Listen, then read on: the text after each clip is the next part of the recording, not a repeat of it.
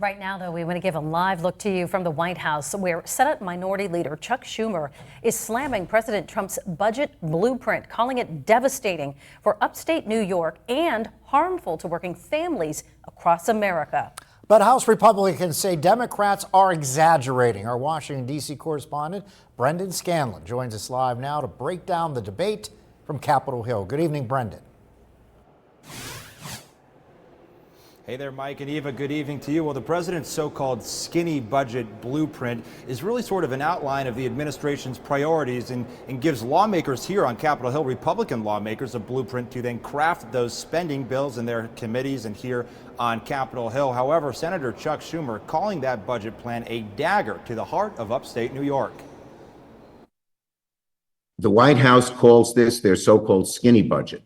But I have to say it's a fat slap in the face to upstate New York. Today, New York Senator Chuck Schumer blasting President Trump's budget plan, warning it would slash critical programs New Yorkers rely on. It completely eliminates LIHEAP, the federal program that helps seniors and families pay for their heating and cooling bills. The cuts don't stop there. Schumer says the budget would gut $2.5 billion federal dollars from clean water programs and lead pipe removal efforts. It would put the cost back on municipalities, meaning local taxpayers would have to pay the price for clean water. The Senate Minority Leader also warning that similar cuts will impact opioid treatment as well as cancer and other medical research in the Empire State. Republicans say ongoing claims about cuts to vital programs and services are purely politics. It's scare tactics, and it's basically Democrat politics 101. Lie, scare seniors, and try to derail your opposition in doing so. As a member of the House Energy and Commerce Committee, Nick Langworthy helps oversee Medicaid policy and funding, a program Democrats warn will see big cuts. I'm working hard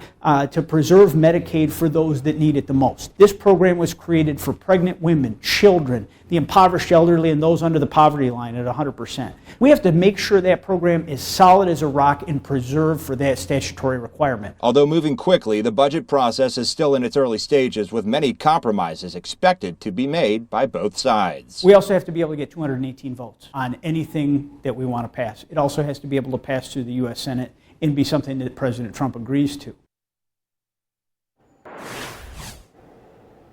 Mike and Eva, the president's so-called skinny budget also calls for cuts to the State Department, the IRS, and the Pentagon. Now, some Republicans here on Capitol Hill have serious objections with the blueprint because they're concerned about lower levels of defense spending, as well as cutting those crucial energy programs like LIHEAP, which we know so many folks in Western New York and Northwest PA rely on in those very, very cold winters. Reporting live on Capitol Hill for Erie News Now, I'm Brendan Scanlon. Mike, Eva, back to you.